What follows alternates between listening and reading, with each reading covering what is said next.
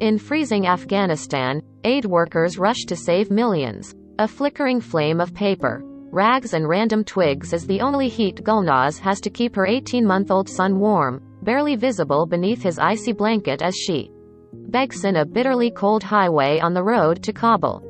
10:23 p.u.l.e. Afghanistan.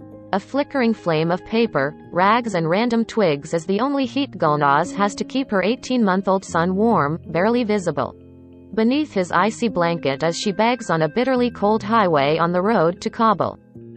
The 70-kilometer, 45-mile stretch of highway is flanked by snow-swept hills. Occasionally a driver slows his car and shoves an Afghani note into the 28-year-old woman's bare, dirt-caked hand. She sits for hours on the highway median, positioned just beyond a bump in the road that slows traffic. Her 16-year-old sister, Khalida, sits nearby. Both are hidden behind encompassing blue burqas. By the end of the day, Gulnaz, who gave just the one name, says they might make 300 Afghanis, $2.85. But most days it is less. The Taliban's sweep to power in Afghanistan in August drove billions of dollars in international assistance out of the country and sent an already dirt-poor nation, ravaged by war, drought and floods, spiraling toward a humanitarian catastrophe. But in recent weeks it is the bitter winter cold that is devastating the most vulnerable and has international aid organizations scrambling to save millions from starving or freezing because they have neither food nor fuel. For the poorest, the only heat or means of cooking is with the coal or wood they can scrounge from the snowy streets or that they receive from aid groups. The extent of the problem now in Afghanistan for people is dire, said Shelley Thakral, spokeswoman for the World Food Programme in Afghanistan. We're calling this a race against time. We need to get to families in very difficult, hard-to-reach areas. It's winter, it's cold, the snow. The cost of the humanitarian effort is staggering. Thakral said the WFP alone will need $2.6 billion this year. Break that number down. That's $220 million a month, that's 30 cents per person per day, and that's what we're asking for. We need the money because we need to reach people as quickly as we can, she said. Earlier this month, the United Nations launched its largest single-country appeal for more than $5 billion to help a devastated Afghanistan. It's estimated that roughly 90% of Afghanistan's 38 million people are dependent on aid, and the UN says nearly 3 million are displaced in their own country, driven from their homes by drought, war and famine. In 2020 alone, 700,000 Afghans became displaced, many living in desperate conditions on the outskirts of cities, in parks and open spaces, wherever they could erect a makeshift shelter. Gulnaz migrated to central Logar province from the northern province of Kunduz, where her husband had been a shoemaker. But his work dried up with war and the coming of the Taliban, and we have come here, she said as she sat with her sister on the side of the highway linking Logar's capital, Pul-e-Alam, with we have no heat at home, and every day whether it is raining or snowing we come and sit here, she said.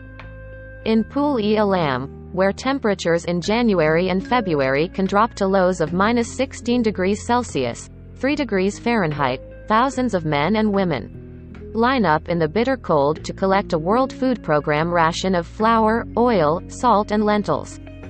The WFP surveyed the city for the neediest, giving each a voucher to collect their rations, but word spread quickly through the snow and mud-covered streets that food was being distributed, and soon scores of men and women pushed and pleaded for rations. Fights broke out among some in the crowd, and security forces tried to cordon those without vouchers off to one side. Each day for a week this month, the WFP distributed rations to as many as 500 families a day, said Hussein Andisha, who manages the distribution. Most people in Logar province are desperate, he said. As he spoke, 4 women in burqas slipped past the men at the gate taking vouchers. None had a ration card, but they pleaded for food. One woman, who gave her name only as Sidarat, said her husband was a drug addict. a devastating problem that has mushroomed in the past 2 decades, with as many as 1 million people, or 8% of Afghanistan's population, counted as addicts. According to the UN, Afghanistan produces over 4,000 tons annually of opium, the raw material used to make heroin. I don't know where he is. I have no food for my children. Please, I need something, she said.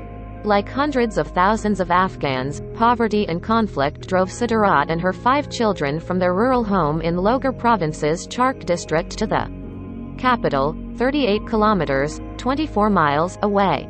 Shouting from behind Sidarat, another woman, Riza Gul, said she has 10 children and a husband who earns less than $1 a day as a laborer on the days he can find work. What can we do? Where can we go? She pleaded. Andisha said the January distribution would provide staples to 2,250 families in Pul-e-Alam, the capital of roughly 23,000 people. Already the WFP has surveyed the 7 districts of Logar province and begun distribution in 4. Roads are deep in snow and passage for the hundreds of trucks transporting the food is slow going and can be treacherous. Andisha said the need is desperate and gets worse with each passing day. Even from the first day we arrived here, the situation has worsened. People have no jobs, he said, adding that women who were working before the Taliban took power now cannot work in government departments. It is certain the situation will worsen, he said. The Taliban administration in Logar has not interfered in the WFP aid work, Andisha added, and has provided security at distribution sites. Thakral, the WFP spokeswoman, said donor contributions go directly to the people, even as aid organizations and the international community struggle to address one of the world's worst humanitarian disasters without dealing directly with Afghanistan's Taliban rulers. People come first, and that's important to remember in this humanitarian crisis, she said. We work independently from the de facto government, so the assurance there is that any donation received will be given directly to the people. Follow Gannon on Twitter, @Kathy Gannon.